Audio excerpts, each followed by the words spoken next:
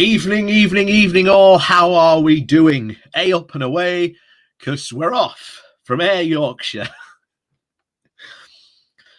Taking off from Leeds Bradford Airport and landing once again in Leeds Bradford Airport. Because if it's outside of Yorkshire, it ain't worth going. Evening, evening, evening, evening, evening all. Let's see who we've got in chat this evening. We've got E1 Wolf, FSM, Enzo the God, William N, and Cathal OG so far just commenting in chat, but welcome, welcome, welcome. Like I say, I will give you all some time to get in. Like I said, we might go over some of the news, but we ain't going to just any news site. We're going to one of the... You can tell what... Some of you might be able to guess the punchline. We're going to one of the, quote, best news sources in the UK. Yes, we're going none other to the Guido Fawkes blog. Yes, we're going to see Paul Thirsty Steins and his lot over on the Guido Fawkes blog to see just what kind of shenanigans they're getting up to. Anyway, who else we got in the chat? Simon Carr, Wah from the Orc Homeworld, Hooten 125, A up, Paul Dennis, A all, and Kirsten Cruz. Good evening, good evening, good evening to you all. Welcome, welcome, welcome. As is always, like I say, it's fantastic to see you all. And of course, as we said later on, we'll be, shall we say, visiting Jeff. Because Jeff has some very interesting takes on Afghanistan.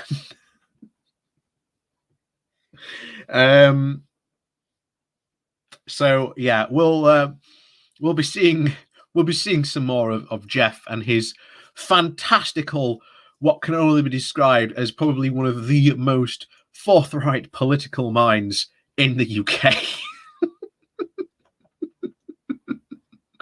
But anyway, we've got Paul Fletcher, A up from Rotherham, but you live in Sussex now. Oh, poor you, Paul. Paul Neville, good evening to you. Excellent, excellent, excellent. Good, good, good. We're all slowly starting to trickle in. That's what I like to see. Carvalad, just briefly popping in before you go back to work. Well, A up. Have a good shift. Dr. Andres Wellner, good evening. Or Guten Abend, if you're German, from the German persuasion. Like I say, my pre-GCSE German coming in. Nick Clark as well. Evening to you. You can always always rely on Jeff for a laugh. So evening all. But before we begin, how many of you have you heard about this guy? This is when I saw this video and heard about this, I genuinely couldn't believe this. We're about to watch an absolute idiot in action who potentially tried to enact a massively overly long suicide attempt, essentially. And yes, you are right. He is an absolute mega douche. And we'll get into why that is in a moment, because this guy, on certain parts of the internet, is being celebrated as being a based person. He absolutely should not be in any way, shape, or form be celebrated. And trust me, we're going to go through that. So if anyone ever does bring up this guy in conversation, you can tell them exactly what a colossal douche this guy is. So let's get into who this, quote, Lord Miles actually is. And then after that, we'll go for a visit to the Guido Fawkes, and then we'll finish off our trip this evening to some of Jeff Taylor, because he has been pumping out non-stop for the past 2 weeks videos about Afghanistan. So I'm sure we'll be looking forward to his clean-eyed, quick-witted, highly polished takes on Afghanistan. So let's begin, shall we? I'll put it into theatre mode. There we go. Yeah, babies were screaming. Women just running around, in burqas. Everyone's fighting. There's like things on fire. It's basically anarchy, right? So it's pretty based. No, it's really not. Miles Le-Vesconte Routledge is a 21-year-old British man that at time of recording is currently stuck in Kabul. Kabul, the capital of the Islamic Republic of Afghanistan. The capital of the Islamic Emirate of Afghanistan. Before we go into details, we'll go through the entire timeline up to now, and thankfully you won't have to hear me butcher any more French, because Miles will be referred to by his honourable title that he earned through less than honourable means. Lord Miles. The timeline... So I actually want to point something out here, because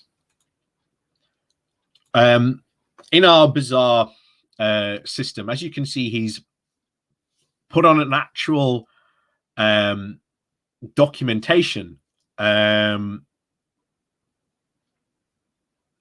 he's a lord. Now, I've actually looked this up because I'm pretty sure you aren't allowed to do this, and technically you aren't allowed to impersonate a peer of the realm, as they're officially called, and you are allowed to go around calling yourself Lord such and such, or as we discussed last week when we were covering the Monster Raving Loony Party, you had Lord Howling Hope.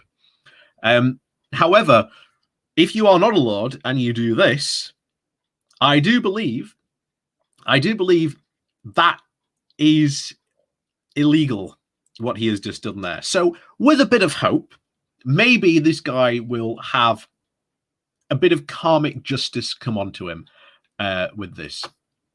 But we'll see later on. Like I say, trust me, this guy has karma coming his way, because what he ended up doing and what he could potentially done to someone is very, very worrying.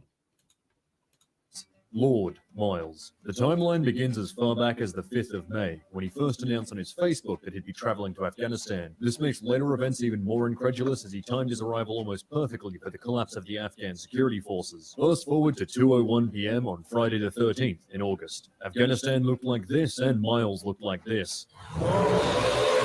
On the 14th, Afghanistan now looked like this. He posted 2 further threads at 6:51 a.m. on the Sunday the 15th, and then later on at 3:31 p.m. the same day. On that day, Afghanistan looked like this, and the most cursed Wikipedia page I've ever seen was created. Is this what history feels like? It was now Monday, and Miles created a new thread at 8:47 a.m.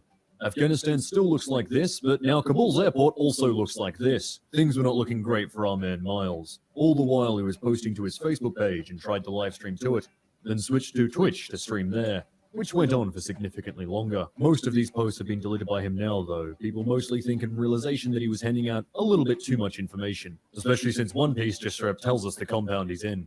But so straight up now, you may be thinking, what's wrong with this? What are they? Danger tourism, where you get people go to like these really dangerous areas and for a holiday. Essentially, I just want to go for a holiday in a war zone. Okay, I don't understand it, but by all means, feel free to travel to those really strange places. But like I say, the worst is yet to come. we'll get to that later. The 4chan threads opened with a banger when he revealed his genius plan. If he was kidnapped by the Taliban, he was legally considered a lord, so he would hope to be ransomed. He explained in the live stream that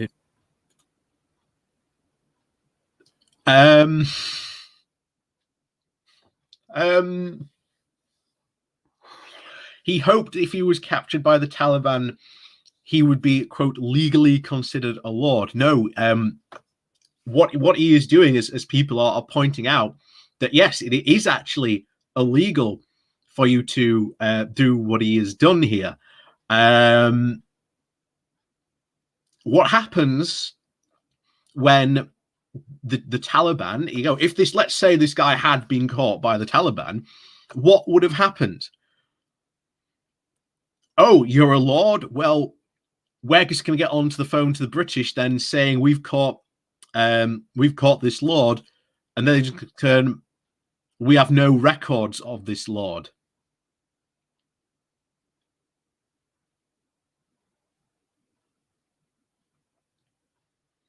That is not going to end well. It is literally not going to end well. That is not a tactic that you really, really want to pursue doing this. Like I say, this stupidity is going to have consequences. And like I say, we're going to get to those consequences in a bit. He'd bought one of those joke deeds that classes you as a lord, then got dressed in a suit and went to his bank to ask them to change his title on his card. This worked, apparently, and he's enjoyed the benefits ever since. So whenever I call up American Express, they go, "Oh, hi, Mr. Lord Routledge," and they just like give you special treatment. So it always helps. Like, for example, with a flight over, they saw I was a lord when I purchased like additional food, and they didn't charge me for it. They said, "No, Lord, it's free on the house." If I go to a hotel, they give me the best rooms. Like they say, we give you this for you because you're a lord. I'm like, no one knows any better. Using your title, or again impersonating a lord and using it for monetary or material gains, as he has just done there, is quite illegal. And like I say, I hope there are some consequences coming this guy's way, because like I say, we're going to get into what this guy eventually did and the absolute stupidity that is about to appear from this. It's not illegal. It's just people are ignorant. So yeah, if you can become a lord or a lady. As for why he chose Afghanistan, he said he Googled the top 10 most dangerous countries in the world and used it like a shopping list. He claims to have gone to Chernobyl and bribed a guard to let him take home a gas mask that he later sold for more than the cost of the trip. The images on his Facebook at least corroborate the fact that he had been to Chernobyl itself. Why did he still choose to go to Afghanistan, though? Well, he said the tickets were non-refundable, so he decided to go anyway, since his original plan would have him leave on a plane back home on the 19th. To be entirely fair to the guy, he may be an idiot, but so is every single intelligence. Yeah, he really is an idiot. He really, really is an idiot. But like I say, danger tourism. Like I say, I don't understand the appeal, but if you really want to go visit a war zone, by all means, have at it. Then yeah, Jonin K. Yeah, who do you expect to pay his ransom? American Express. Yeah, you are right. If he had generally got caught by the Taliban to be ransomed, in all genuine seriousness, if he had generally got caught by the Taliban, he would be screwed. They would demand a very large amount of money. He would not be able to pay it. The British government would be like, we don't know who this lord you have, so we're not paying the ransom. He would probably not be alive.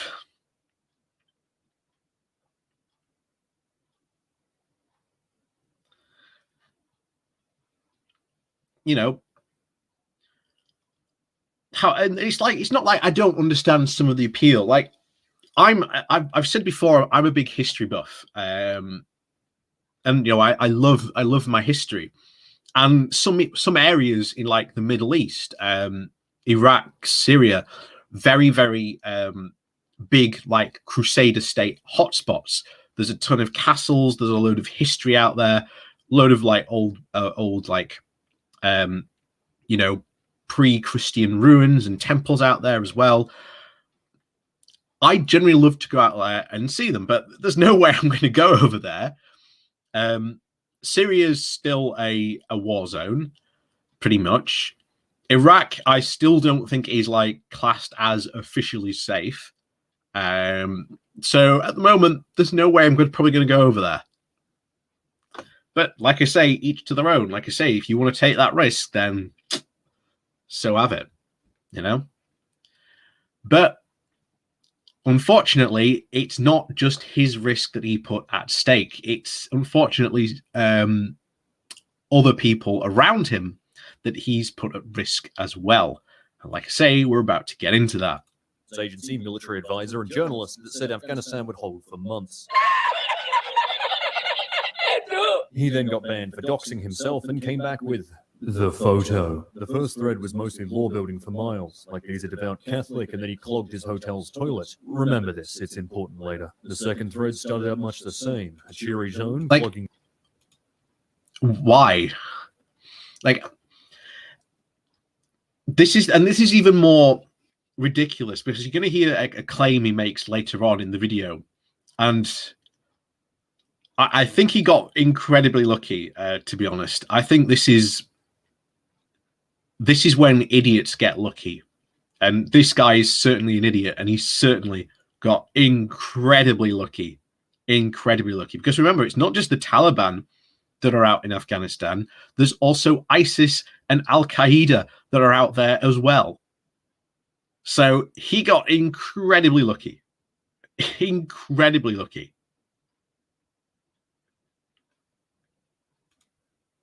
In the toilet for a second time and laid out his plans for the day. Get some money, feed refugees and the starving dogs, and become Britain's leading Afghan rug importer. His plans were dashed by a run on the banks by the Afghans, leaving the ATMs empty and Miles without his rugs. Rugs. The rugs are massive.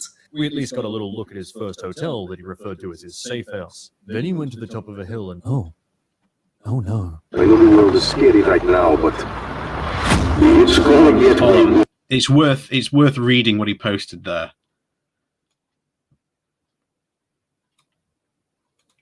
Leaving the ATMs empty and Miles without his rugs. Rugs. The rugs are massive.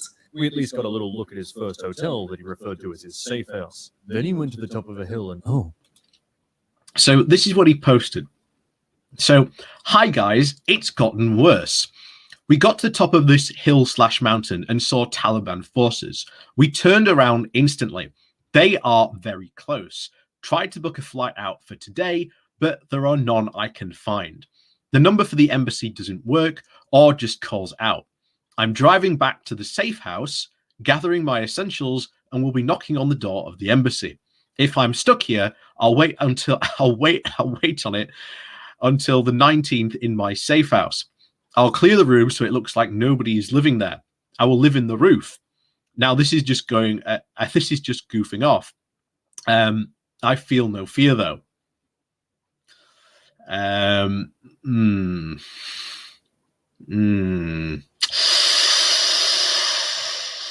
Yeah. I don't know if I was, like, say, if I was in Afghanistan, I'd be booking it to the airport, and I would almost certainly be on or not on the phone to the embassy. I'd be on the phone back here to the UK in the embassy here, going, okay, I'm in Afghanistan. What the hell do I do?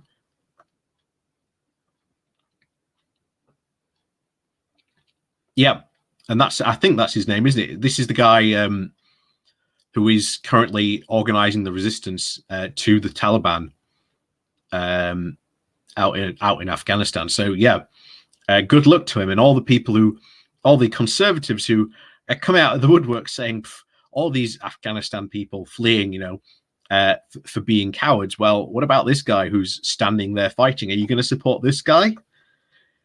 Don't see them supporting this guy at all, but typical, conservative attitude when it comes to this type of thing.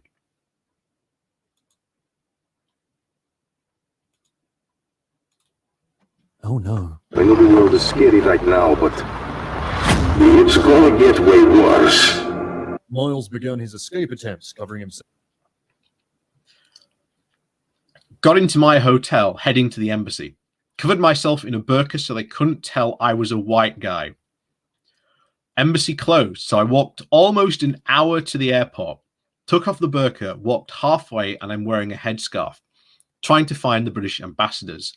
I'm safe at the airport, however. Short response for now.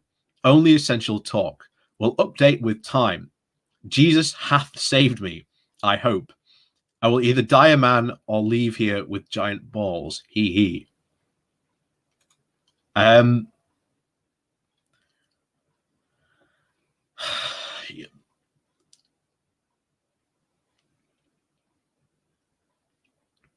Again, this guy's a colossal idiot.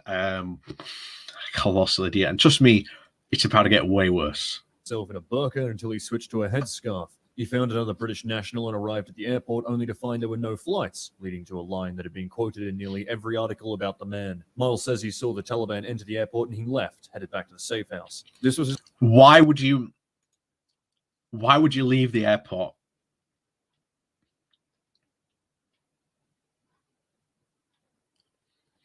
I generally have to ask that question. Why on earth would you leave the airport? Because we know that foreign troops, namely all the NATO, American, German, French, and UK troops, were making a cordon around the airport. Why on earth would you leave the airport? If he was worried about the Taliban, he said he was, you would have probably stayed at the airport. But like I say, this guy's an idiot. Yeah. Maybe if he's a good boy, Santa will pick him up from his safe house.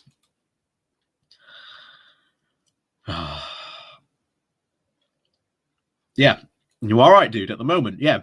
The airport, that one airport, is currently safe because the Taliban have currently said, I think they've given them up till the 31st.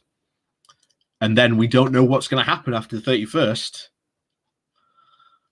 We don't know what's going to happen after the 31st because they've said after that, they've said that no more Afghans are allowed to leave, which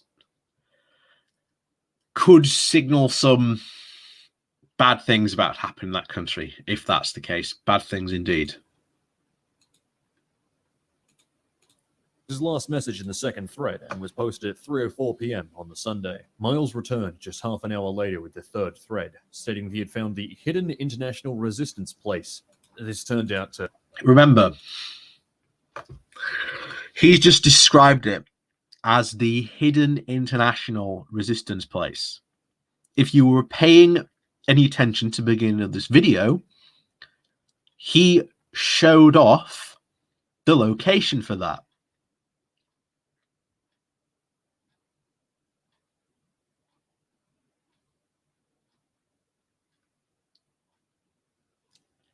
Like I say, this guy's a complete idiot. Apparently just mean a UN safe house, but more on that later. Our man Miles says he met Turks and Brits in the safe house, and that he's been put into a room while the situation was sorted out. This was the only time he posted in this thread, because the safe house had made the critical mistake of giving him a Wi-Fi password, so the live streams began. Before we discuss those, we'll bring up the fourth thread due to it lacking much detail. The fourth thread was started at 8:47 a.m. on the Monday, showing us that the Lord had survived the night, but revealing nothing else worthy of note, save for the identity of the leader of the Taliban. Onto the live streams. The first was attempted on his Facebook and was deleted quickly. He stated in the Twitch livestream this was due to most of the people in the 4chan thread not actually having Facebook accounts to watch the stream. The Twitch livestream then went live, with upwards of 3,000 people at its peak watching a British man shitpost live from a city in the midst of a Taliban takeover. Yeah, and he's about to literally give out information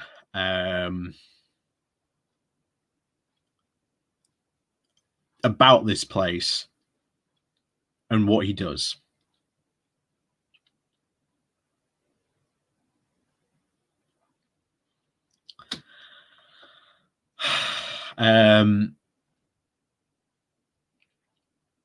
Yeah, it's going to be like I say, this is where the bad part comes in, because not only is he about to put himself, not only does he put his life, his own life, shall we say, in danger, he is literally about to put other people's lives in danger.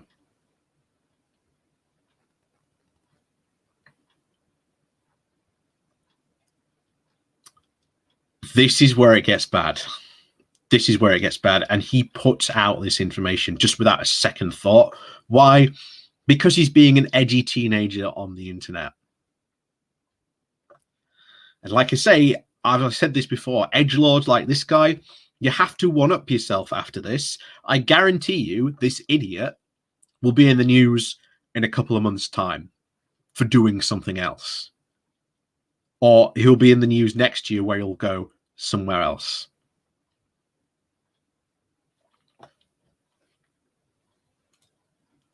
Fortunately, I can't show you the chat, as in true internet fashion, it was mostly filled with big black dicks. Highlights to follow. I tried to message the Syrian embassy, and I called him a few times asking if I could meet Assad, but he basically said no. And I was like, what? Why do you want to meet Assad?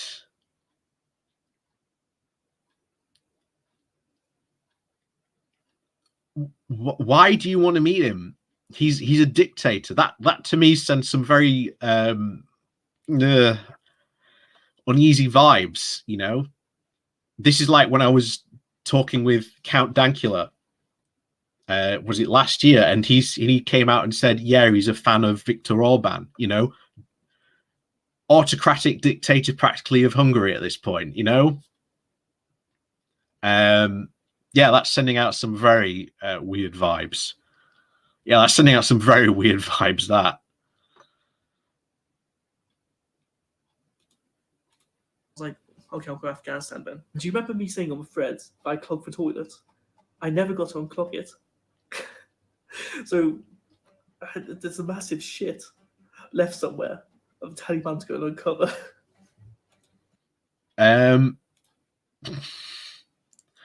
Okay, so you clogged the toilet. And it's not going to be the Taliban that uncovers it. It's probably going to be whoever who owns that hotel and has to clean that hotel. So congratulations for causing someone a very unpleasant experience. I hope that one day you find yourself in a position where you have to unclog the toilet that someone has blocked because they thought, you know, I'll clog the toilet just for japes.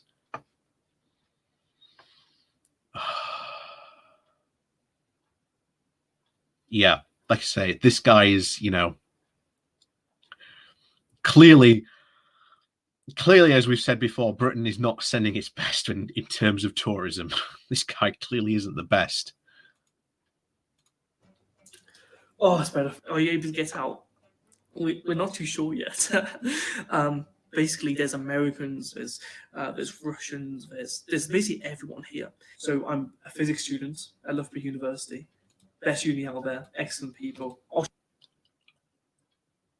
Right, he's a physics student at Loughborough University. If Loughborough had any sense about them, I don't think they'd let this guy back in. Like I say, if karma really does exist and is a thing, then he wouldn't be going back to university. I think the university would said, we don't want you at university. I'm sorry. Go somewhere else. We can only live in hope. But like I say, I know what's coming. You don't. I'll show you my visa. How about that? Yeah, you guys want to see my visa? Here you guys go. Here you go. He showed a visa live on camera. And later on, as we soon to discover, that wasn't the only visa he showed, because that visa had the name of his interpreter, which is where this, as I said earlier, starts to take the turn of him putting other people's lives in danger.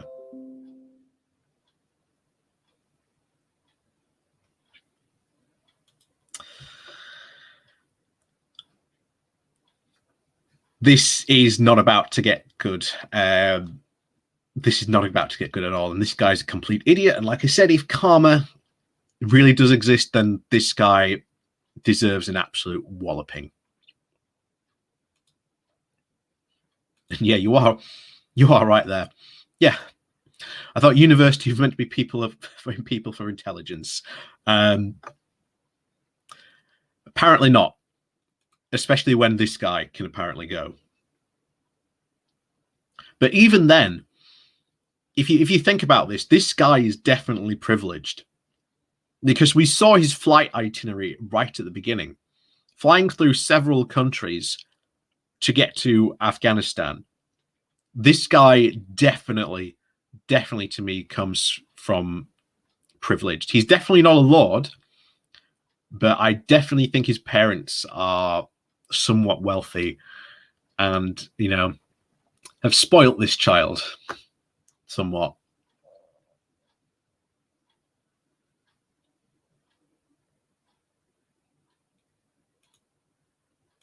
To be browse the history. Yeah, I actually did before going. Yeah, so my tour guide. This is a big issue. So and this is it. This is it. This is where he starts talking about his tour guide. And like I say, he's literally about to put someone else, not only someone else's life, but the guy's family in danger as well.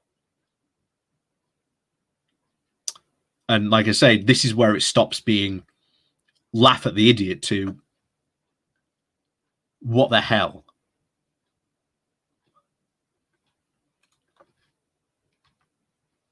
Before going. Yeah, so my tour guide. This is a big issue. So my tour guide, basically, he's translated for the Afghani people and the government. So he's basically aided the government before, so the Taliban want to kill him. And he's the loveliest person ever. I can't say anything about him because, you know, guarantee the Taliban is watching. They're on TikTok, for Christ's sake. But he's an amazing person. He got me here. He got me everywhere. He got me out of trouble. You know, he's sound. And he's trying to apply for asylum. So if anyone knows anyone inside the asylum system within America or Canada or something, this is the one guy that deserves to actually get out of the country. The one guy who deserves it. I think there's a fair few a lot of people who also deserve it as well. But yeah, he goes on to talk about this guy and even talk about his family.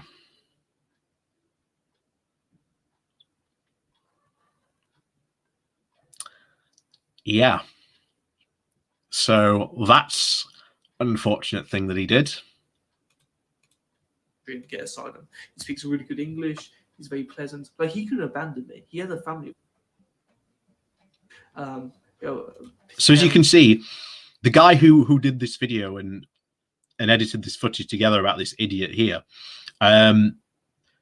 was smart enough to at least edit out that information for, you know, that guy's privacy, because as we all know, pretty much everyone who is fleeing, especially the interpreters who worked for NATO forces, are being targeted. We knew especially during like the past 20 years, these people were targeted, and if they couldn't get to them, they would get to their families.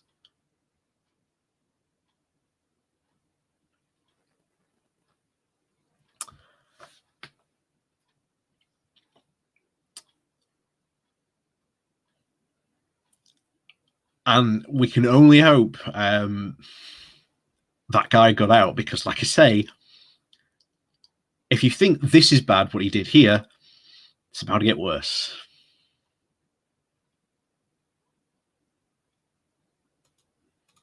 So something like that.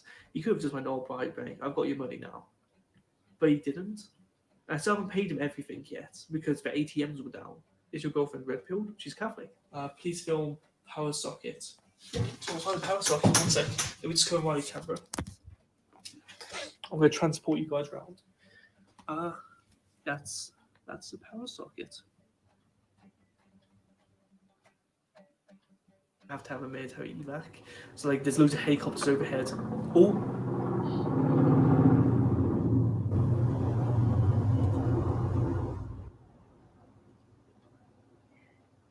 I just heard a whirring noise like a firework, or it might be a missile.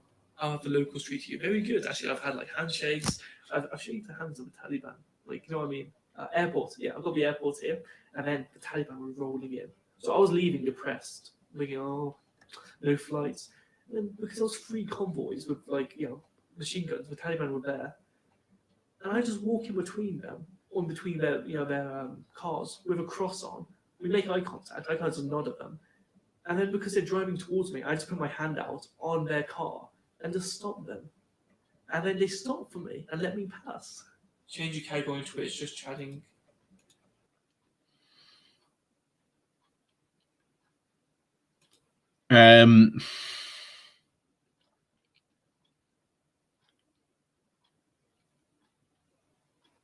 Yeah, this is about to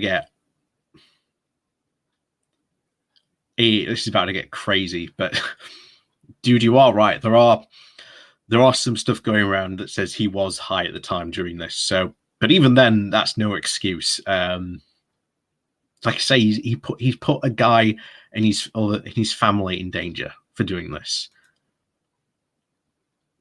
You know, and we know what's about to happen in Afghanistan soon. We know what this regime is capable of. We know what they are potentially about to do.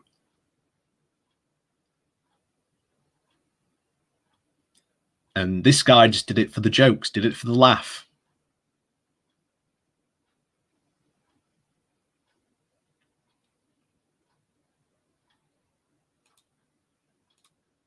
You get more views, really? Now we turn to look at Facebook, surprisingly the best source of information throughout this entire event. Unfortunately, these screenshots are all we have left, as these posts were later wiped. Things start normal, some celebration for his viral posts, some darker posts as things turn bad, mirroring the 4chan threads. However, it seems the fear of death had finally caught up to our intrepid British explorer and hit him hard. These posts were later removed, but show Miles suffering through a mental break during his time at the safe house. He later went on to say in the 4th 4chan thread that this was a temporary mental break, and he felt better afterwards. Then someone handed the man who just had a mental break a gun. He apologized for being too Based. I'm too base for my own good. on his stream before all of his Facebook messages and Yeah, you aren't based. You're something else, I'll tell you that, but you're not based. most of his Twitch stream was deleted. The only ones left were his 3 most recent posts, thanking people for their help and also mentioning that while he was safe, his tour guide was fearing for his family, requesting that people donate to the charities in the area. There is one final post, but we'll save that for the ending. Let's turn our attention to the private messages, the safe house, and other information I've received. Thank you to Dirk and CM, among other anonymous sources, for providing information to help with this video. It is significantly harder to provide a timeline for this information, but any information I share in this video I've done my best to verify as legitimate. As always, if I am correct and proven wrong, or new information comes to light, I'll include it in a pinned comment. To start with, his hidden international resistance place. Originally, one of my friends attempted to map out his location using the live stream's audio and the flight radar, and we thought we had things pretty narrowed down. Turns out we didn't need to bother, as Dirk posted the badge that Miles had attempted to keep hidden on his stream to Facebook. I later contacted... Yep. He actually did that. As we said earlier, he was meant to keep this place private, but no, he showed the location with the badge.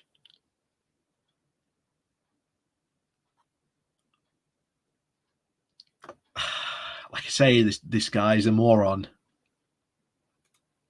Contacted Dirk and managed to confirm that he had been in contact with Miles, bringing some legitimacy to the information. Lord Miles was quartered at Zohak Village, a compound apparently being utilized by international forces in the area. I've got this pass here. I'll show you it. It'll give away where I am. I was told it was a known UN safe house. Known to who, though, I do not know. Exactly. Known to who? Well, it's certainly known potentially to the Taliban now. So, you know, how many potential people has he put at risk for that? I tried Googling UN safe houses in Afghanistan, but that just led to ASIO knocking on my door. Thankfully, they can't come in due to the Melbourne lockdown. Journalists reported it as being a UN safe house, and we know they've never been wrong before, so we'll stick with that. By the recording of this video, according to Miles' latest post, the compound will have been abandoned. Another DM confirmed Miles as the creator of the fourth thread and that he was still alive and well at the time, though wondering if the UK government might throw him in the slammer when he gets home. He also confirmed I hope they do. I hope they do. He deserves it. that he was with the British Armed Forces at the time. At this point, the airport in Kabul is looking like a scene out of any cheap zombie movie, with US forces strapped using a fucking Apache to clear the runway at one point. Genuinely, holy shit, I've watched a lot of combat footage and this is the craziest shit I've ever seen in my life. I obviously cannot show you, but there's even footage of Afghans clinging to the aircraft as they take off. Clinging to the outside, that is. You can guess how the footage ends. This explains why, despite being with international forces, he wasn't already on a plane and home free. But his final Facebook post brings some hope. It states that he'll be given body armor and an emergency evacuation to a better place, as most compounds are to be abandoned. He stated that he was with the best of the best, and that this may be the moment, lads. Pray. So that's the last of the information we have directly from Miles, though recently he deleted that last post. But the story doesn't stop there. In fact, it gets crazy. So crazy that I cannot show you the article I'm referencing. Sorry, but for once in this video, I'm going to have to ask you to trust me. Because we've just spent the last 6 hours or so desperately attempting to remove the information from the internet. I never thought I'd leverage the friends I play Arma with as an info security operation, but credit to each and every one of them, I wouldn't have managed this without them. You get me now. Tired, wired on caffeine, and with a pounding headache. I was gonna wear the Ushanka, but you may understand in a moment I need to be a little bit more serious here. Yeah, I've done my best it's about to include get very the seriousness serious. of the situation with the inherent humor. That's why I started this whole video in the first place. But the last of the information isn't humorous, it's genuinely dangerous. I will not mention this website that the information was posted on, nor the writer of it. I will say the writer was the last person in contact with Miles to my knowledge, as of 2 p.m. Afghanistan time. This is on the Monday. During this time, the writer conducted an interview, and Miles provided excessive information to them, down to the number of soldiers in what I believe to be a new compound other than Zohak Village. So imagine that now. He's not only just given out, again, this new compound that he's moved to, he's also told the Taliban, this is how many soldiers are in this compound.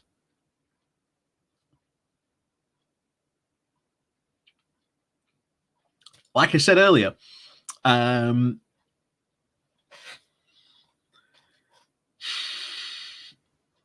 complete moron. Complete, absolute moron. Why on earth? He's already shared one location of one safe house. He's now shared a location of the other safe house he got moved to, as well as how many troops were there. Yeah. Oops. Oops. It's okay, guys. It's just memeing. He's just being based. He's putting so many people's lives at danger for this. He's putting so many people's lives in danger. So many people's lives in danger because of this. But this cannot be confirmed. Incredibly, and I asked the writer if Miles was sure, and the writer confirmed that when the plane that Miles is intended to leave on arrives, he will put on a bulletproof vest and travel to the airport with a Taliban escort. The estimated departure of the flight is anywhere from the next 2 days to the next 2 weeks. So it seems that Miles is safe, even with the Taliban being aware of his location. What was horrifying, though, was the other information revealed in the article. For those of you who don't know, an interpreter, or TERP, is a native citizen who worked with the international forces as a translator and guide. In this case, Afghans working with ISAF forces. Their identities are kept strictly secret, and their faces obscured in photographs, as insurgent groups, in this case the Taliban, almost always mark them for death. That's what I was about to tell you. If not get the interpreters themselves, the interpreter's family. Remember what Miles said during the live stream. I explain all of this because the article named the tour guide who was with Miles, providing his real name and the information that he worked with the Afghan government in exactly that role. This is about as literal as you can get to painting a target on someone's back. When we found this information, we immediately contacted the writer and a little while later got the name removed. However, at this point, the page had been archived, which led us to contacting the people behind the Wayback Machine and getting the archive scrubbed as well. As of this recording, it seems that we were successful and the information is gone from the internet. It does not matter what your thoughts on Miles are, and believe me, mine are in the absolute fucking gutter. as the writer informed me that Miles had told them he'd received permission to use the guide's name. What an absolute moron. It's fine if you want to go on holiday to a war zone. Why not? Endanger your own life. But the second you start putting other people's lives, as he did, as we've seen in this video, he has put other people's lives in danger.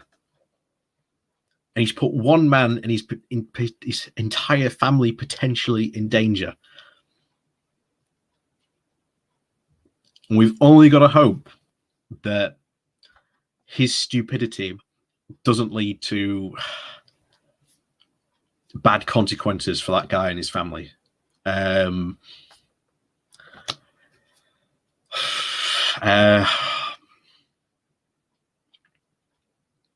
We've only got to hope for that.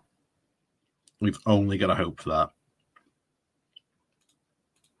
The writer should have known better before reporting on the situation, but Miles' short-sightedness now puts others in actual danger. And for that, he is deserving of ire. The guide has, by all accounts, been nothing but a hero and deserves none of the danger he has been put in. For now, that is the story, and I leave you with the epilogue. I doubt we'll hear any more from Miles for quite some time. God damn it, I was just about to render this. Well, we have new word from Miles at 2 a.m. Afghanistan time on the Tuesday. He says he's been evacuated with about 100 or so other civilians. It's not clear whether he means evacuated outside of Afghanistan or to a different safe house in Afghanistan inside of the airport. We believe it is most likely to the airport, and then from there he'll be moving on outside. Once we know, I will answer that in the pinned comment, whether he's actually in or out of Afghanistan, when he's got his flight, so on and so forth.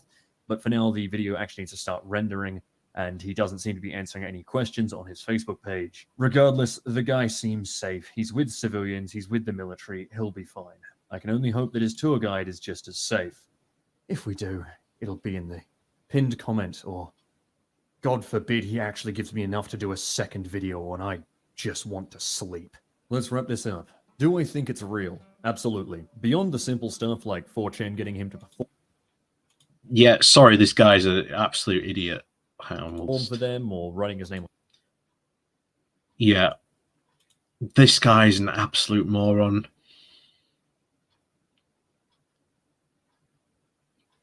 This guy is such an absolute moron. Like I say, he's put an interpreter and his family at risk. He's put other international civilians at risk by telling them not once, but twice where the safe house he was at.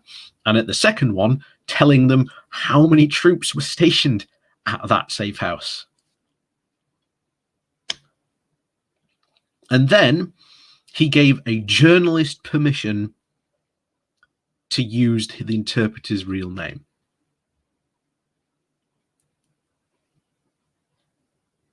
Now, like I say, how is that journalist meant to check that information? To be honest, you can't. You literally cannot. So the journalist, as some people are saying, are trying to, shall we say, pin the blame on that journalist, but it was expressly said by that journalist who reported in that story that this idiot Miles gave him and told him it was all right to use the guy's real name.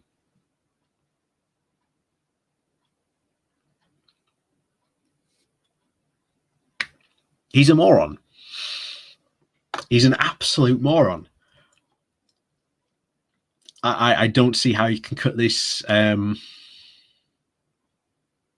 other way other than he's an absolute idiot.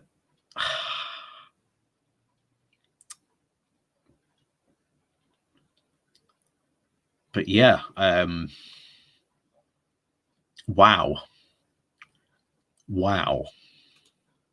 On paper, the level of planning that would go into faking something like this is beyond reason. He has shown his hotel badge, his visa, his flight documents, his boarding pass, a Kabul license plate, various photos of himself in easily identifiable locations in Afghanistan. Other students of his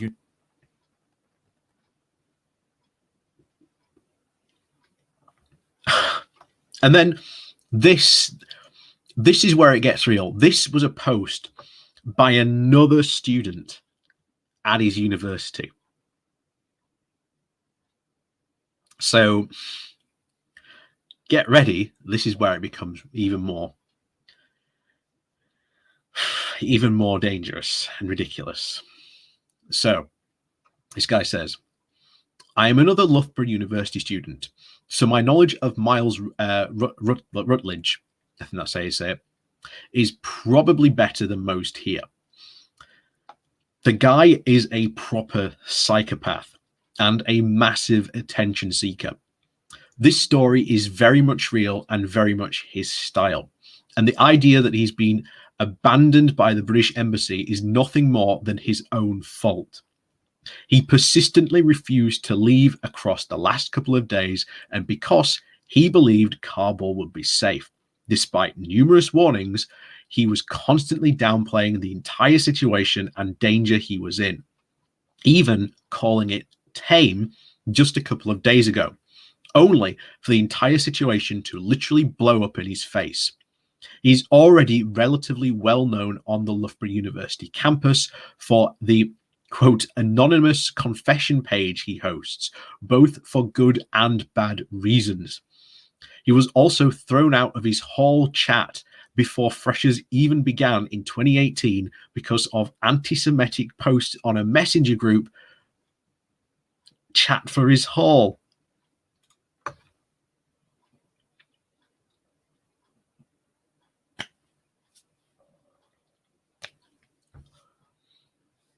What a class act, ladies and gentlemen. What a class act. This is just an edgy dude sharing memes, but he's gone out and he's put other people's lives at danger and at risk.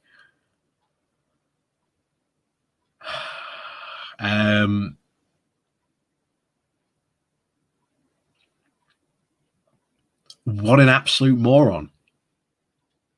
What an absolute moron.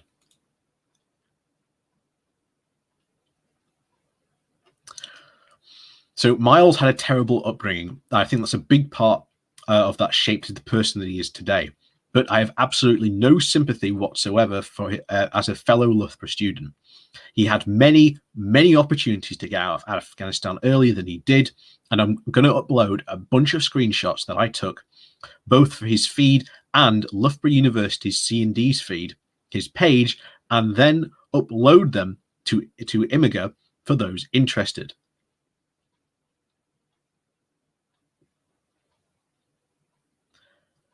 I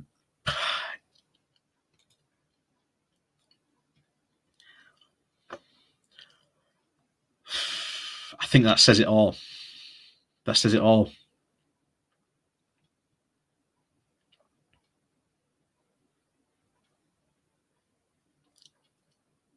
Says it all. This guy is a complete idiot. Well and truly. And like I say, it's difficult to even say, you wanted the Taliban to capture him, because if this guy had been tortured, which he probably ultimately would have been, he would have given up his interpreter. He wouldn't have lasted a second. I hope he gets home. I hope he gets booted out of his university. Like I say, if it's true that he was doing that on his freshers chat group for his halls, Loughborough University should absolutely investigate that and, give him the old heave-ho. You don't want someone like that. You do not want someone like that at your university.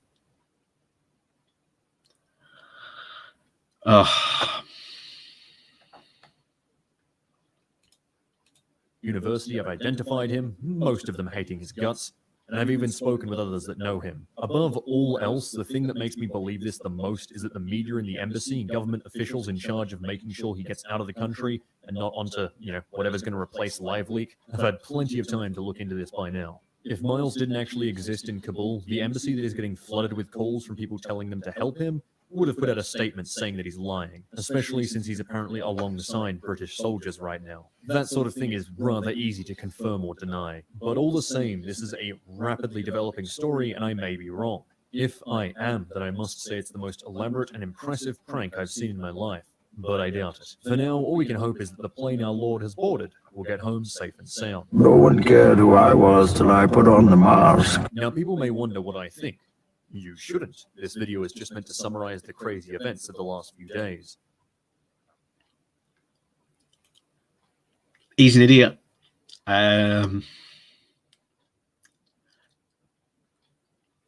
What else can you say about it, really? He's an idiot.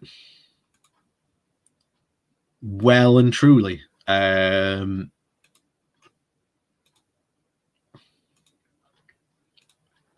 To say I haven't seen that idiocy in a long time. Like I say, I hope some form of punishment would be at least forthcoming to him. At least forthcoming to him about this. So that's our opening bit done. So before we move on to our next bit of segment, thank you very much to all the people who are watching at the moment. Like I say, it's very much appreciated. Please do remember to hit that like, share, and subscribe button. Like I say, it does help out the channel. And of course, down below, there are links to my Patreon page, as well as a one-off donation link called Buy Me Coffee, where you can, well, buy me coffee. And thank you very much to all the people who do support the channel that way. It is very, very, very, very much appreciated. So, before we get on to Jeff, I think we need to stop by just very briefly. Just I do keep on saying we need to do a stream on these guys, and trust me, I think we will eventually do a stream on these guys. This is from the Guido Fawkes blog, which, for those of you who don't know what the Guido Fawkes blog is, essentially think of it as the UK version of Breitbart. And I think if you know anything about Breitbart, it should tell you everything you need to know about this situation. So, like I say, after this, we're going to go and jump into Jeff and find out what Jeff thinks about the situation in Afghanistan, because I'm sure Jeff is going to have perfectly reasonable takes about the situation in Afghanistan.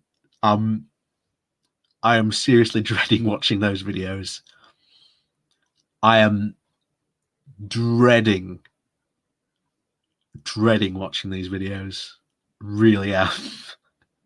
Really am.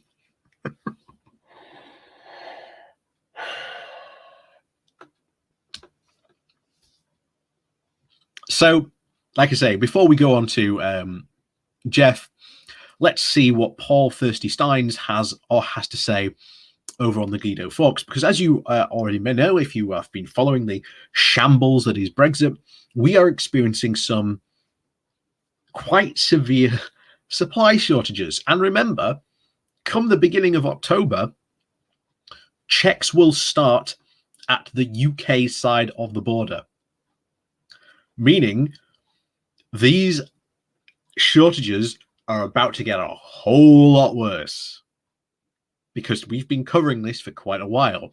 Not only do we not have the border staff to do these checks, we don't have enough vets, we don't have enough HMRC customs officials. The operating system called Chief literally doesn't work. You have to wait at least 5 working days to get in contact with someone. It has no helpline, so you can't phone HMRC. It is the only HMRC service which does not have a helpline.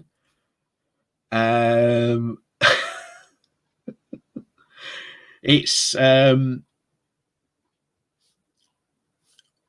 things at the beginning of October, because this is when they start, October the 1st, going to get very interesting. So in September, I guarantee you there is going to be a scramble by Boris and Co. to try and extend these deadlines. We've already had a massive climb down over the UK mark certification. Basically, it's like a certification mark, which basically says your product is okay to be used. And because the British certification mark is, at this moment in time, not even recognized by anyone, it's never, ever going to be accepted by anyone, potentially, which could cause huge problems in the British industries. Huge problems. And luckily, they've done a massive climb down on that and given British industries another year to continue using the EU certification one. And trust me, if you haven't been following this Brexit nonsense, then like, if you think that's ridiculous, then you've barely started the barrel. You've barely started the barrel of the problems that are going on here in the UK. So let's go over this this article. Like I say, it's from the Guido Fawkes, because these guys over here have been desperate for anything they possibly can to shell it as a Brexit benefit. Anything they can to try and shell it as a Brexit benefit. So let's see what they had to say. So, hang on, we'll get rid of that. So, the British Meat Processors Association, or BUMP, has claimed that a staff shortage as a result of the UK's post-Brexit immigration laws is hampering food production, leading to an inevitable delay in the delivery of gammon, roasts, and pigs in blanket this winter. Yes, because, like I say, we've talked about this before, about these job shortages, and you've had all the Brexiteers and, again, the Brexit supporting media going, oh, look at all these vacancies. It's gonna all these gonna be like filled instantly, because of course, prior to Brexit, their big thing was, oh look, all these foreigners simultaneously coming over here to not only take your benefits but take your job as well. It was a true Schrodinger's immigrant situation. You know, an immigrant was either taking your jobs and at the same time taking benefits. Like I say, it was generally an interesting time, and still continues to be. But of course, they've been shouting about this thing for a while, that, oh, all these immigrants coming over here, taking your jobs from these British people. Well, surely these British people will be able to fill these jobs. It's not that simple. And, you know, because you've got to have the training involved. There's an education level, certainly in some of these jobs that are going to be now left empty. There is the big one, which we've talked about before, especially in South Yorkshire, and I wouldn't be surprised if this number is equal elsewhere, that you literally have 1 in 5 people will turn down a job because they literally cannot travel there. You know, that's a pretty big obstacle for stopping people getting a job. And like I say, it's not just the fact that, quote, immigrants are taking your job. Again, like I say, studies have done this before. This has never had an effect on job numbers, but it's been the calling card of the right wing since, well, forever. You know, you can go back to like old British newspapers of the 1800s and see this. You know, go back to, again, the 1800s, when the Irish were mass immigrating to America, and see what shall we say, American newspapers had to say about the Irish coming to America. Like I say, shall we say, the threat of the immigrant is incredibly old. So, the chief executive, Nick Allen, insists that a 12 to 13% reduction in the number of European lorry drivers has meant that some of the pig processors are having to cut down on how many pigs they are processing a week. Of course, if you literally cannot get the lorry drivers, then this is going to be a problem.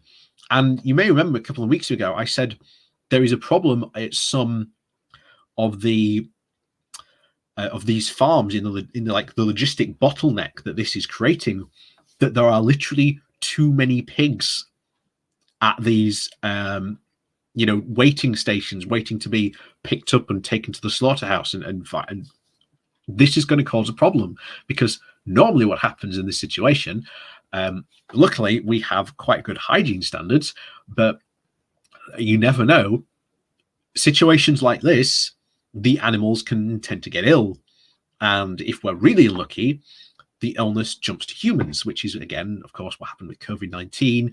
You saw this with swine flu. A couple of years ago, there was the bird flu as well. This is how these new pandemics start. This is how these new diseases start. So this is actually a real problem. Not only, again, just a food supply chain problem, this is, could potentially cause, again, hopefully not, but it could potentially cause some sort of new maybe swine flu outbreak. And that's the last thing we need, that mixing with COVID.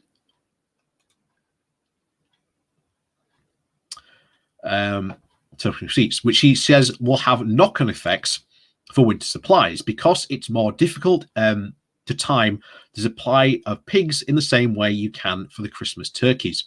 Blaming the lack of gammon on Brexit will no doubt put the usual Facebook posters a crowd into hysterics. And of course, now we get the simple solution, ladies and gentlemen. The simple solution. Why didn't anyone else think of doing this? Why has no one thought of this? So I hope you're ready for this simple solution that's going to solve all these problems. The solution is straightforward. Attract more Brits to drive lorries by offering them attractive wages.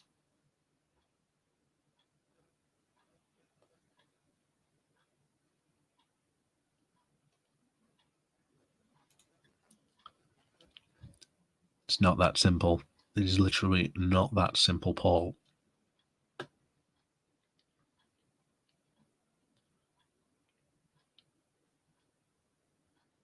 Because here's the thing, eventually, if the logistics firms have to raise their wages, that means they now have to raise the prices on the people they are charging using their logistics services, which means those products that they are now moving will get more expensive, which becomes more expensive to the end consumer. Prices are literally just going to go up. And as FSM has just pointed out, we are already having delays in trying to pass heavy goods drivers, because you have to take a test. And in fact, I'm sure someone will correct me, I'm wrong, but the HGV test is very, very a high, very, very low pass rate.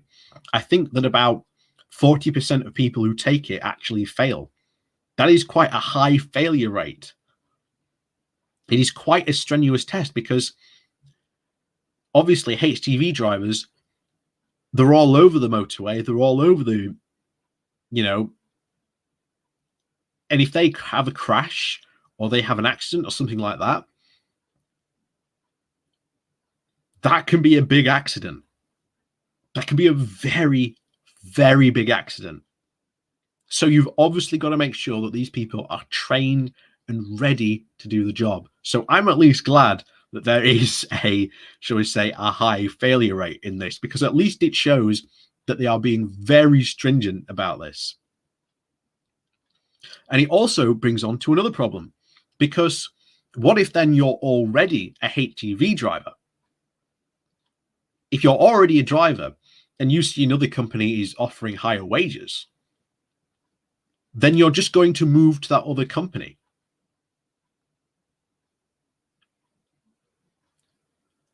Thus now leaving that company where that driver has just left with more problems, because now they've just lost another driver, meaning they're now going to have to potentially themselves wage wages, which again has that continuous knock-on effect down to the end consumer of prices rising.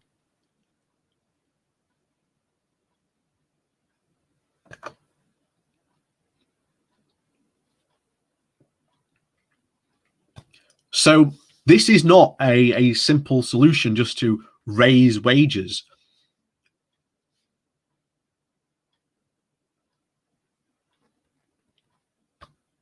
It is not that simple as a lot of these people are making out.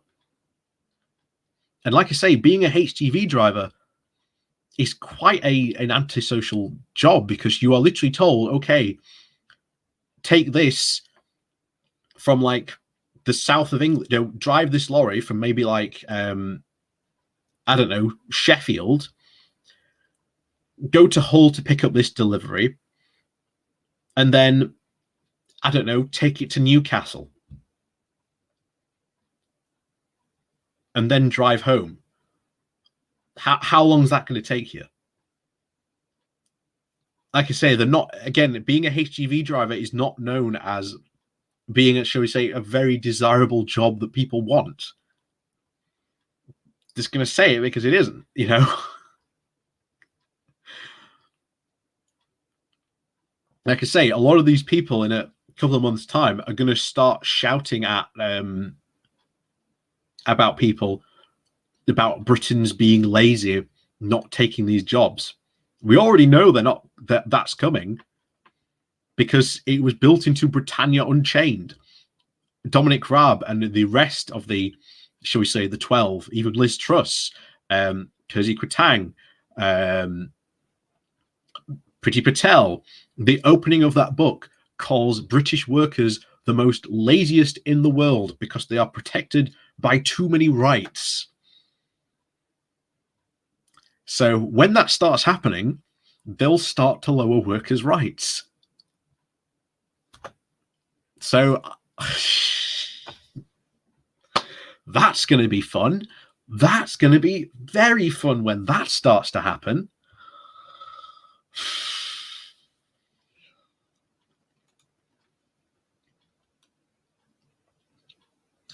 So larger retailers have already figured this out. They're paying their drivers sign-on bonuses of over £5,000 and having little trouble hogging supply. Yes, that's true, because you take, as we discussed before, if drivers of like one company are switching to another company, that's still leaving you with an issue and lack of drivers. Like I say, it's going to be so, and bear in mind, this is now coming to the insane conclusion that we have had literally people call out this week,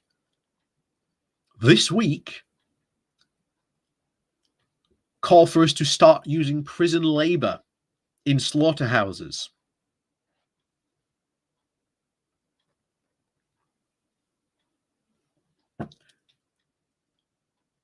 We have well and truly lost the plot in this country. Well and truly.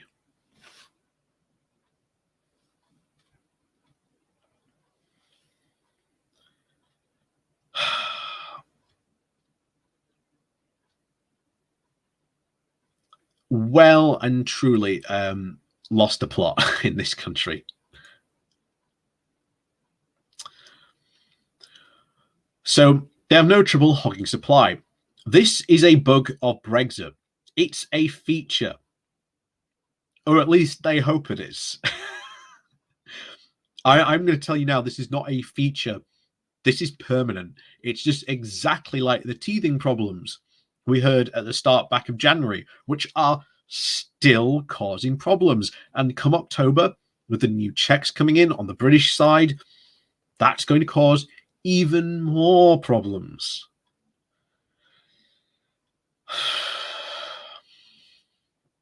While the, quote, meat-headed industry bosses would rather wallow over their loss of cheap foreign labor than pay domestic workers more, soon they'll have to accept that their ability to underpay staff is over.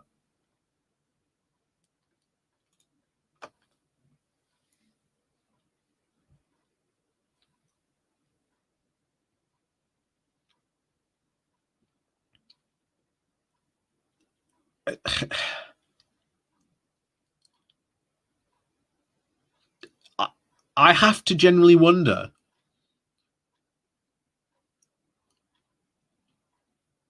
I generally have to wonder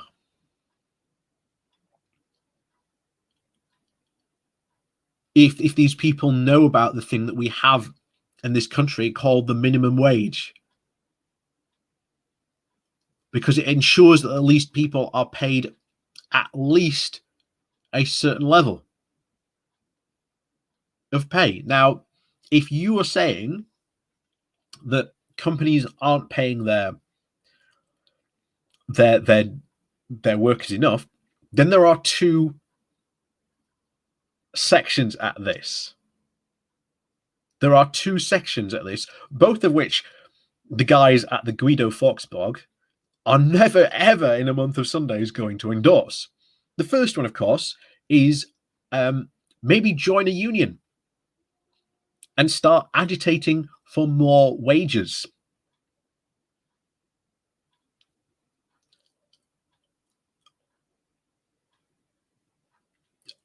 Paul Staines and his lot over at the Guido Fawkes are never going to start advocating that people join a union. Never in a month of Sundays are they going to start advocating for this at all. They are absolutely anti-union over at the Guido Fawkes. So, okay, what's solution number 2 to get these people's wages raised? Raise the minimum wage to what is called a living wage, which slowly but surely more people are starting to call for. Of course, no one in the Tory party is. Surprise, surprise. I do not see and do not know a single article that I've ever seen from the Guido Fawkes calling for a rise in the minimum wage.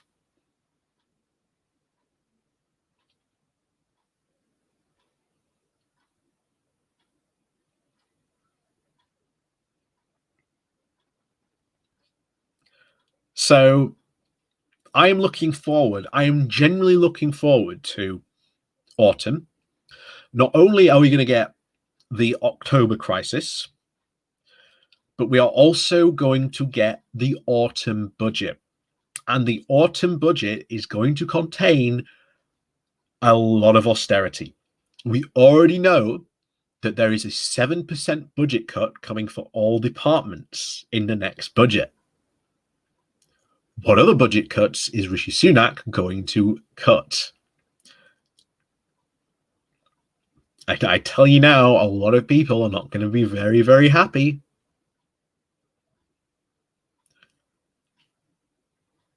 A lot of people are not going to be happy about this.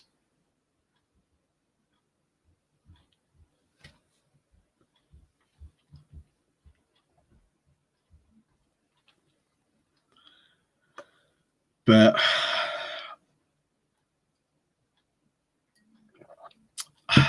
that, ladies and gentlemen, is the Guido Fawkes blog in a nutshell. I hope you've enjoyed your, shall we say, brief dipping of the toe, shall we call it, into the into, of course, the Guido Fawkes blog, because now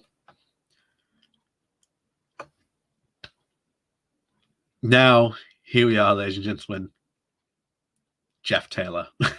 It's been a while. It has been a while since we covered Jeff Taylor. Before we do cover Jeff Taylor, like I say, please do remember to hit that like, share, and subscribe button. And also down below, like I say, there are links to my Patreon page and a one-off donation link called Buy Me Coffee, where you can buy me coffee. And as well, thank you to all those people who have been watching today and done hitting those like and share buttons. Like I say, it helps out the channel massively. And to all those people who do support the channel through the Patreon or Buy Me a Coffee every so often, thank you so much for supporting the channel that way. Oh yeah, and I also must remind you that there is now the Patreon memberships, not Patreon memberships, YouTube memberships. If you are a YouTube member, you get unique emojis that you can use if you like that type of thing. And like I say, I think we are only a couple more off working off the first lot of emojis. I think I've got 2 left from that first batch, and then I'm going to commission a second batch, of which Jeff will play a main part. Because as you know,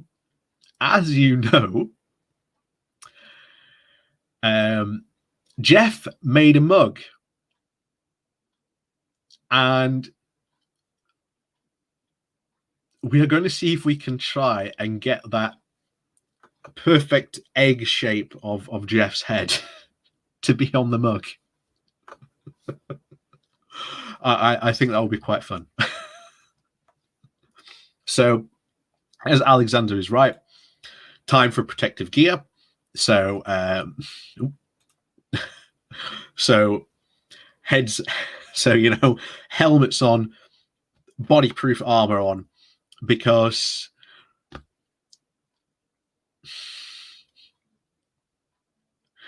this is going to be fun. Because as you can see, pretty much Jeff has been non-stop by the looks of it for the past couple of weeks at least, talking non-stop about Afghanistan. So let's see what videos Jeff has to say about this.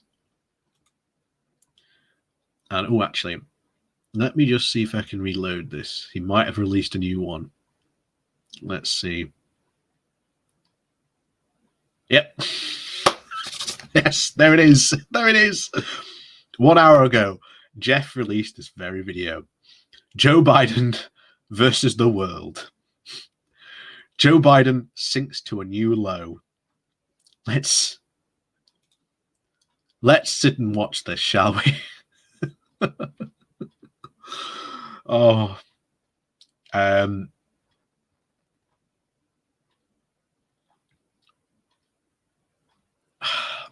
this is going to be fun. This is going to be fun.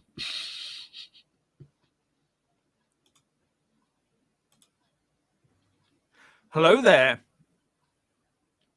Last night after the G7 meeting... Hold on. Because we're covering Jeff. You know what this means. Have to speed him up. Because as you know, Jeff talks incredibly slow at this speed all the time. I don't know why, but this is the speed that he talks at.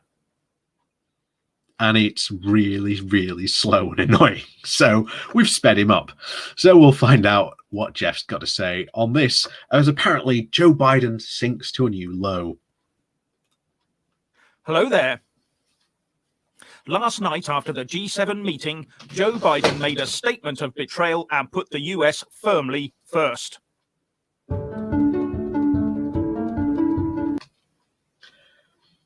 I'd hardly call it. There we go. I'd hardly call it a statement of betrayal. I'd hardly call it a statement of betrayal from Jeff, because Joe Biden, even during the Obama administration, was like the only guy who was like pro leaving Afghanistan. And he has continued that position ever since then. So he has always been pro leaving Afghanistan. And to an extent, you can understand his argument that indeed America cannot be there forever. America's been there for the past 20 years.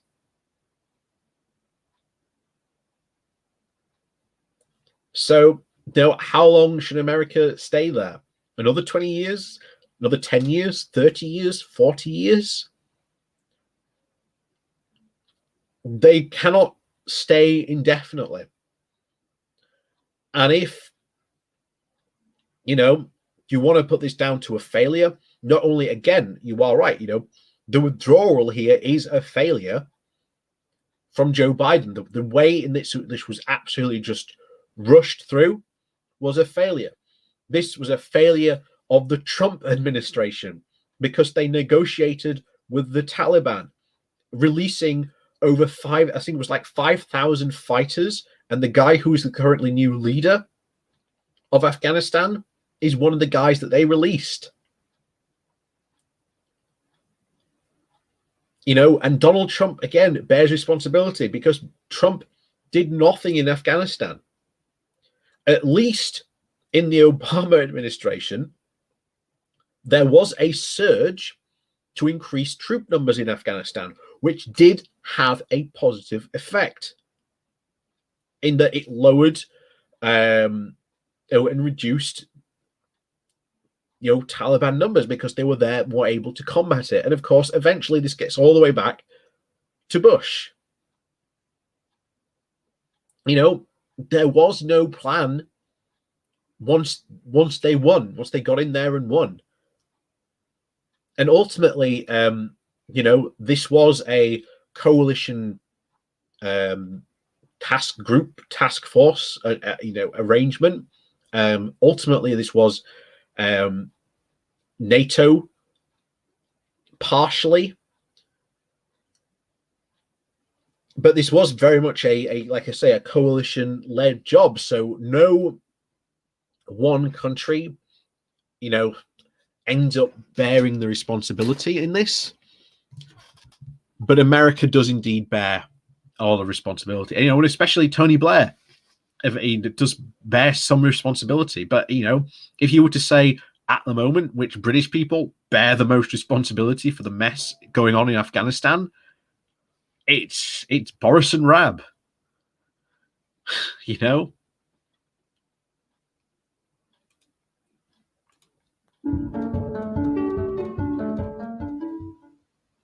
As per usual, please like, subscribe and comment below. And when subscribing, please do press that little bell, but also select the all option, or you won't get any notifications when I publish a new video.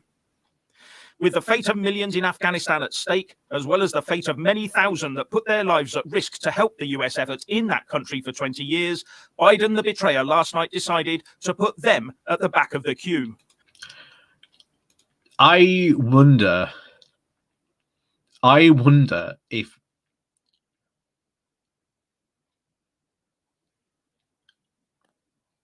Jeff has ever done any videos about refugees. And for those of you who have watched my past videos where he covered Jeff, you know that he has.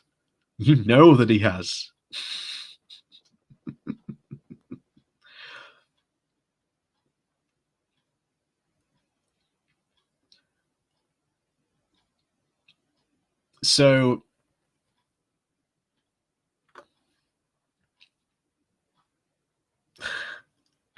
this is a classic Jeff here. What can I say about that? Right at the back, together with the countries that had allied themselves with the US efforts. For the first 5 minutes or so of that speech, he talked about internal US economic issues, all totally aimed at the domestic US voters to try and make himself look good.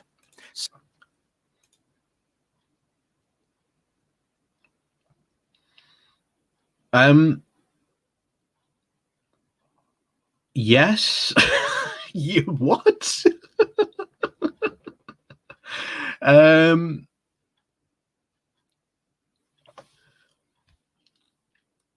He's allowed to do that. Trump did that.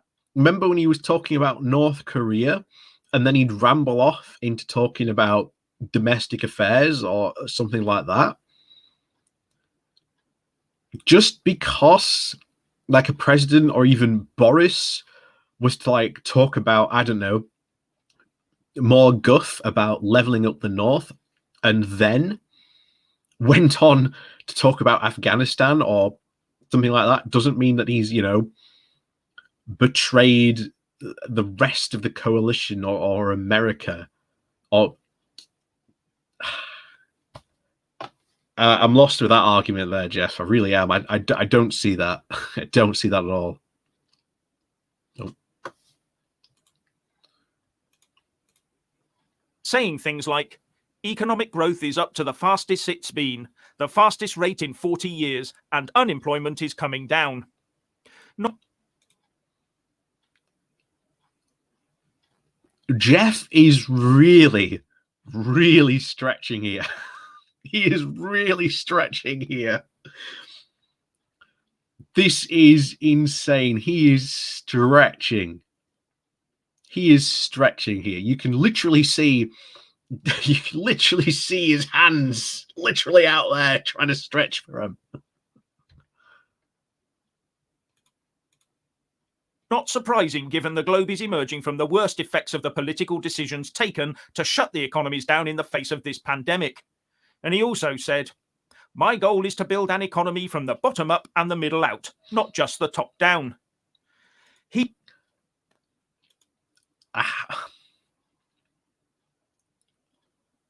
How is this?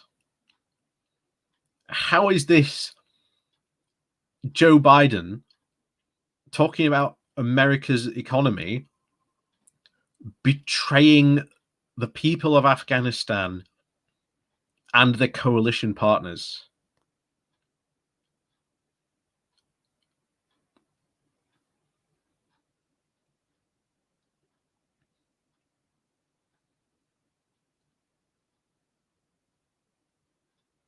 Yeah, you are right there. Draconian Dritz, yes. That's true. That is true. It is true Mr. Motivator levels of stretch.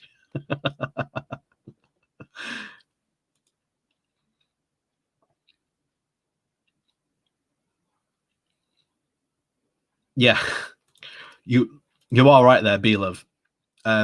Jeff may very well be the original design for the Sontarans.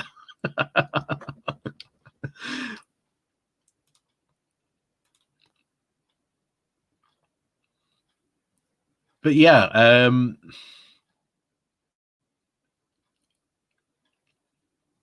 this is generally insane. This is such a stretch. This is such a stretch. Like, that's nothing, Jeff. Like, this is such a stretch. I'm sorry, but it is. He's just come out of a G7 international crisis meeting, for God's sake, where the international reputation of the US going forwards is front and centre. This will do nothing to undent the already far-reaching damage done by him. And some commentators are calling this the gaslighting of the US voters. And looking... That speech was delivered to Congress, not the G7, as far as I'm aware.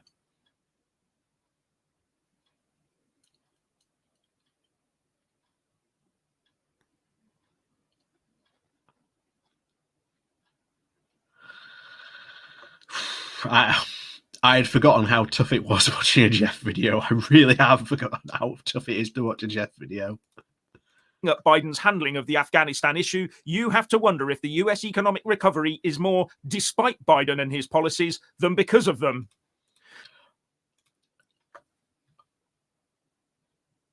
What has the US economy to do with Afghanistan?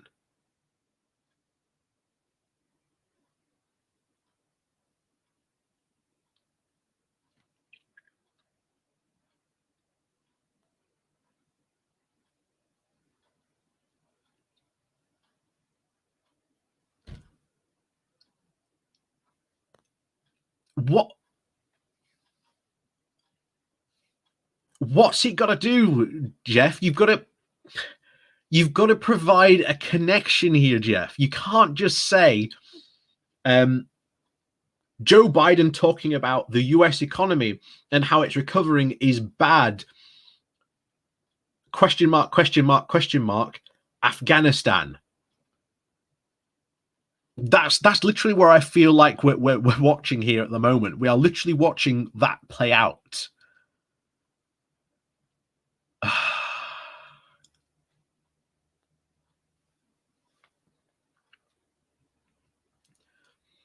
This is really truly some big reaching going on here from Jeff. That's big reaching. And when he eventually did get round to Afghanistan, he trotted out the numbers as if this rushed and chaotic evacuation forced by the ragtag Taliban was a military masterstroke. And he talked about how they were working with the Taliban, you know, the people that harboured the 9/11 planners. And he had the temerity to talk about the strong agreement between the G7 members on all of this. The only thing the other G7 leaders will be in strong agreement with, I reckon, will be deciding how to keep this disastrous Democrat Party president, Biden the betrayer, and his sidekick, complicit Kamala Harris, out of their hair in the future.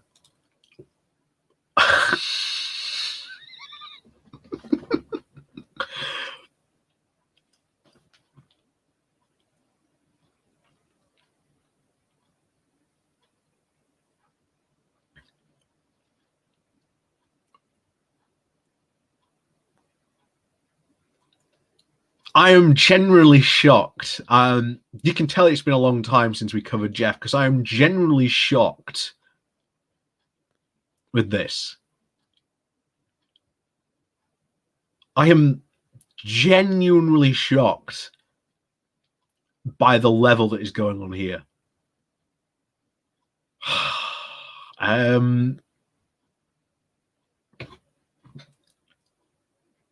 I don't know what to say to that.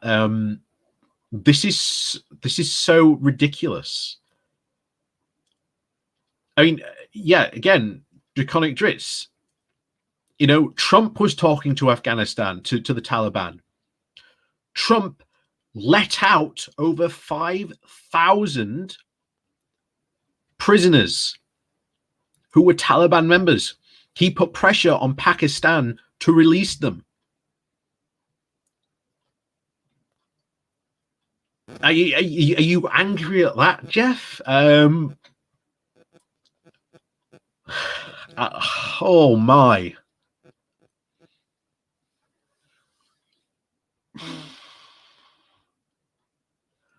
Oh my.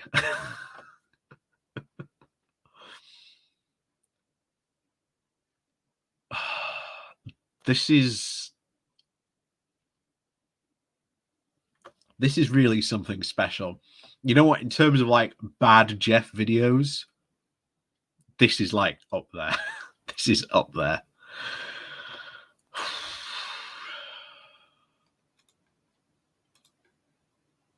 Then, to give comfort to US citizens, Biden says, "We're conducting thorough security screening in the intermediate stops they're making for anyone who is not a US citizen or a lawful permanent resident of the United States. Anyone arriving in the United States will have undergone a background check." And overnight, we hear that about 100 on the US watch lists have already been carted out on US flights. The Mail. So, again, Jeff is about to partake in sharing about the big, scary immigrants that are coming over here, because that's what the right wing love to do. If they haven't got an argument, well, we'll just, you know, scare them with immigrants. Woo.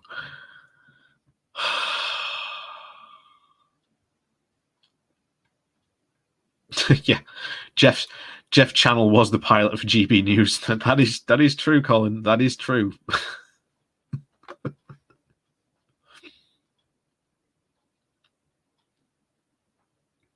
Oh yeah, that's another point, Thomas. Yes, you are right.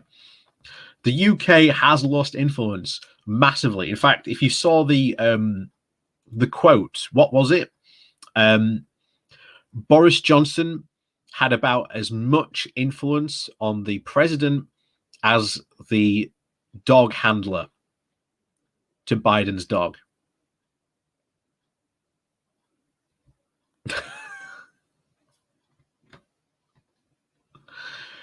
So, yeah, sums it up.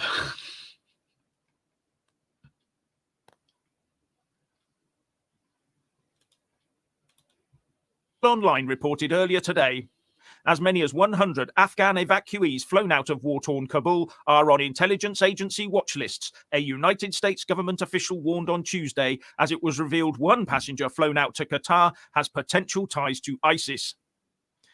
Then at the end of the statement, Biden... So, do you not think that's a good thing, Jeff? Him talking about the fact that he is talking about essentially ensuring that no potential terrorists slip through the net.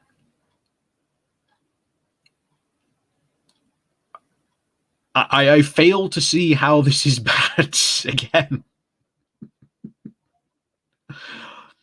I fail to see how this is bad. I really fail how to see this is bad. You for some reason it's bad to talk about America's success in recovering from the pandemic, and it's bad that Biden, as are the rest of the coalition, agree that again we had to pull out. The way that they did it was of course obviously a big colossal mess, and now you're angry about the fact that Biden has said that they are going to make sure and vet all these refugees to make sure that no terrorists slip through the net.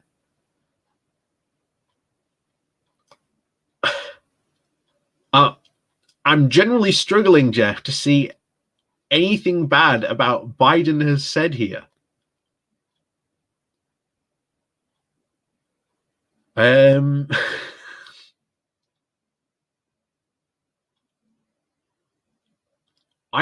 Like I say, this is some serious reaching from Jeff here. This is some serious reaching. He has definitely been into yoga during some lockdown, because he is incredibly flexible about his reaching here. This is some serious reaching going on here. The betrayer picked up his speech papers, turned and exited stage left, leaving the press to shout unanswered questions at his back. Again. Trump did that as all the time as well. Again, why is that a bad thing? You know, even Boris has done that. You know, shock horror. Democratic scrutiny is not in the lexicon of the Democrat Party's president, it seems. The whole thing was a very poor attempt at smoke and mirrors to try and fool the US voters into believing he was in control of something that he had never really had a grip on at all.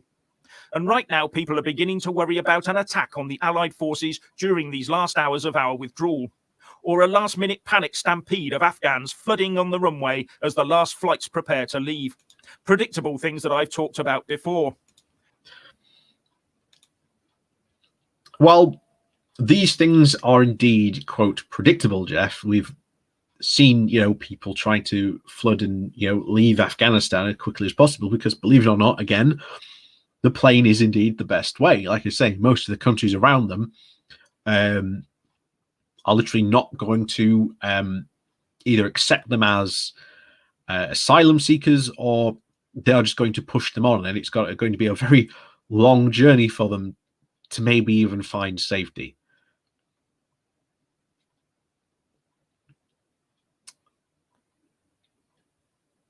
This is indeed, a disaster. But to say that Jeff here is, he's very much being quite the armchair politician here. Yes, Draconic Trits. Yeah. I wonder where Jeff got his armchair general training from. DFS? Hashtag double discounts. Oh my. Gold star to you here. Here's a gold star. Accept it with my blessings. That very good comment there. Very, very good comment. Dude, I'm afraid Draconic Dritz has stolen your gold star. You've got to step up your game.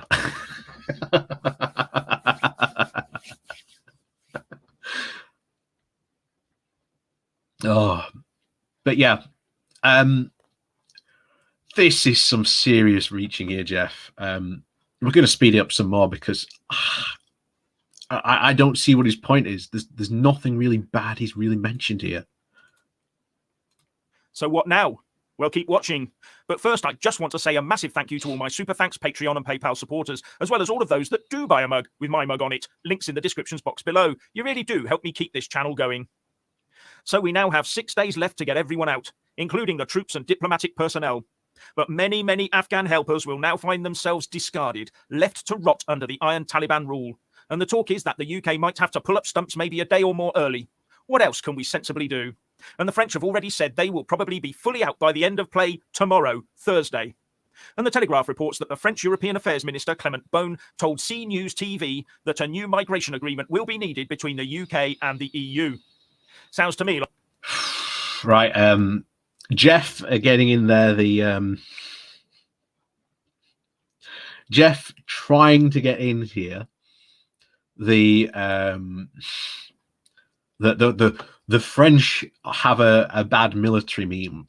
They don't. The French actually have a very good, competent military history record. Again, that's a very British thing to do. Very, very British thing to do. But again, yeah, everyone's leaving, and we've got to leave as well at some point. You know, what can we do? The idea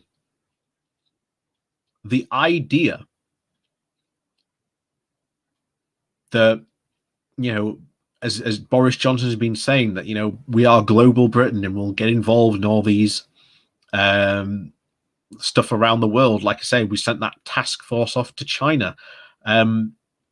This entire Afghanistan debacle just shows what an absolute joke global Britain truly is at this point.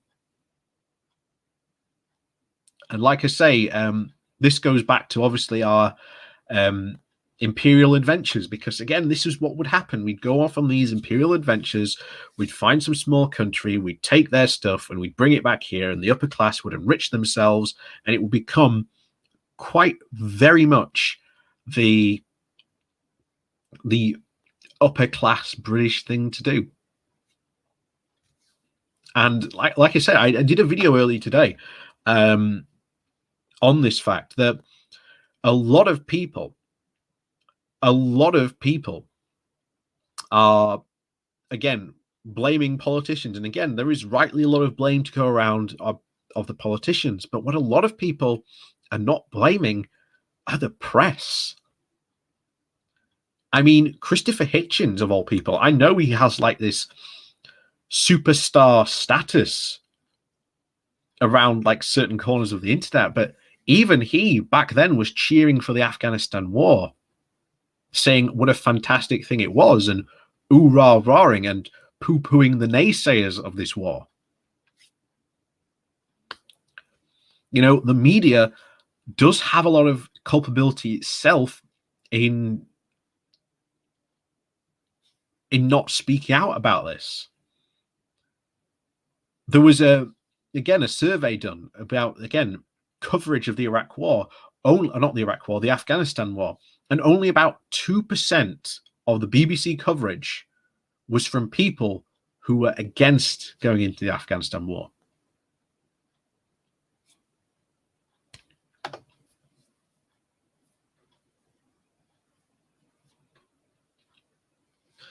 So it's,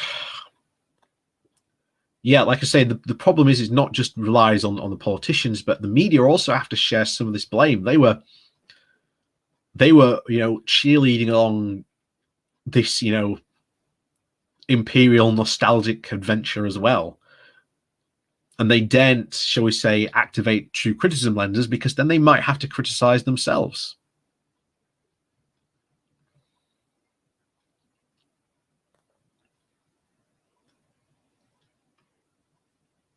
So, I see people talking about the South Korea. Let's take this as an example, actually. Look at the difference, right? America has been in South Korea for over 70 years. Not only are they still remaining there, but the population, when you look at polls done, do people of the South Korea want them to remain in South Korea? The polls are overwhelmingly say that yes, they do want those American troops to stay, because they know that it's also a deterrent against North Korea. Also, again, going back into today, there was a plan for South Korea. There was no plan for Afghanistan, and this has resulted in huge amounts of corruption.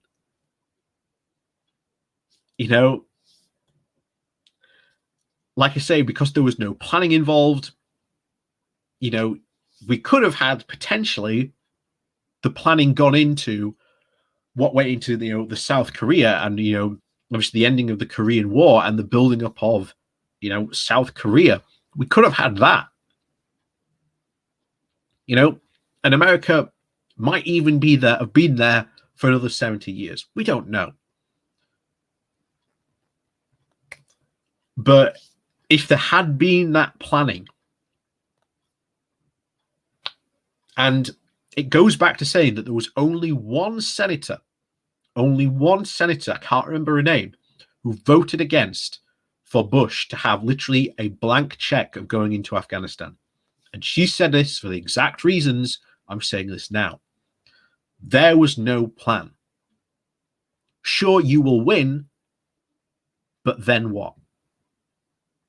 And I'm often reminded of I can't remember when I saw it, but it must have been like the mid 2000s. And it was by a Taliban fighter. And he always said this: in the end, we will eventually win, because we have the one weapon America does not have, and that is time. And he was proven right. Time has been the ally of the Taliban.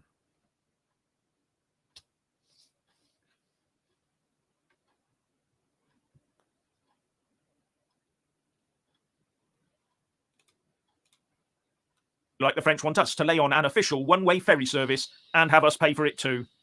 And if anyone has any doubt about Taliban intentions, the Mail is reporting an Australian man was beaten bloody at a Taliban checkpoint in Kabul today as he tried to reach the airport with his cousins, in defiance of Biden's order to let the Mercy flights continue unimpeded. The man posted footage of himself bleeding from a head wound as he was confronted by Taliban guards, with a source close to the family saying he has now been taken away by the Islamists and his fate and whereabouts are unknown. The next few days could prove harrowing for many of us, but it is the ones left behind to undergo the stark change from the beginnings of a forward-looking country to a backward, cave-dwelling-like existence of hate and terror that we should be thinking about right now. But for once, I actually agree with Jeff. There are going to be hundreds of thousands of people left behind. And it's going to be difficult. It really is going to be difficult for all those people. How we help them, I don't know. I genuinely don't know. We have to have hope. Obviously, there is a resistance movement against the Taliban. I'd hate to say put all our eggs in one basket, but maybe there is something that we could do to help them fight the Taliban.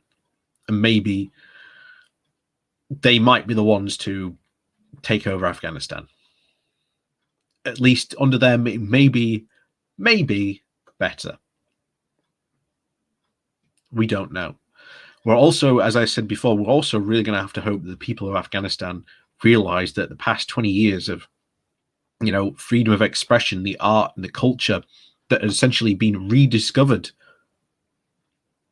during those 20 years makes these people realize, well, we don't want these people in anymore.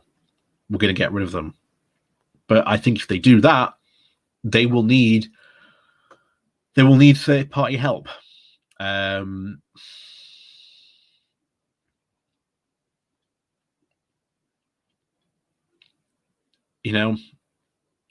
again, you do bring up a good point, Colin.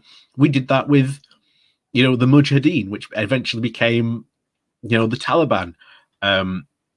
ISIS, I think, again, I don't think we armed ISIS originally, but you are right.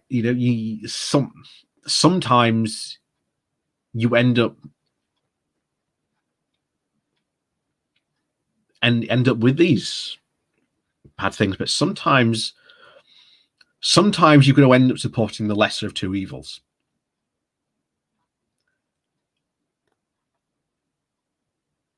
Do you put the dictator in charge who's going to kill 1 million people, or do you put the dictator in charge who's going to kill 1,000 people? Unfortunately, sometimes you're going to play a numbers game. You can't get out of it either way there, and it's generally going to be hard. It's going to be heartbreaking, and it's almost guaranteed. It's almost guaranteed we are going to hear about all kinds of barbaric stuff coming out of Afghanistan very soon. And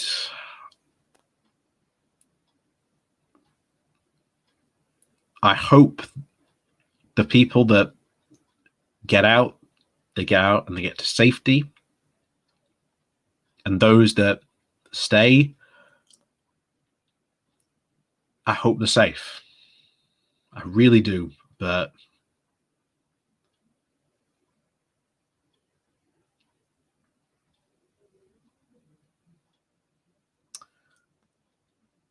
we're just going to have to wait and see what happens.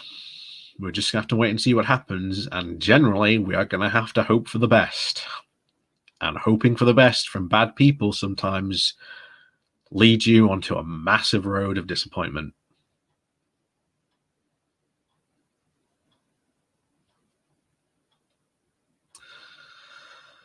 But anyway, I'm sorry to end today's stream on such a downer, but that's the unfortunate situation that we're in. But as always, before we go out, as always, please do remember to hit that like, share, and subscribe button. If you are watching on Twitch, please do that Twitch thing. And of course, down below, there are links to my Patreon page and a one-off donation link called Buy Me Coffee, where you can, buy me a coffee. And as always, thank you very much to all the people who do support the channel that way. And of course, we'll see you all next Saturday morning for a good morning walk. Like I say, last week, there was no good morning walk because I was down in London. But other than that, like I say, thank you very much for watching. We'll see you on Saturday morning. I've got more videos coming out this week as well, so watch out for them. And like I say, enjoy your rest of your week, and we'll see you all on Saturday morning.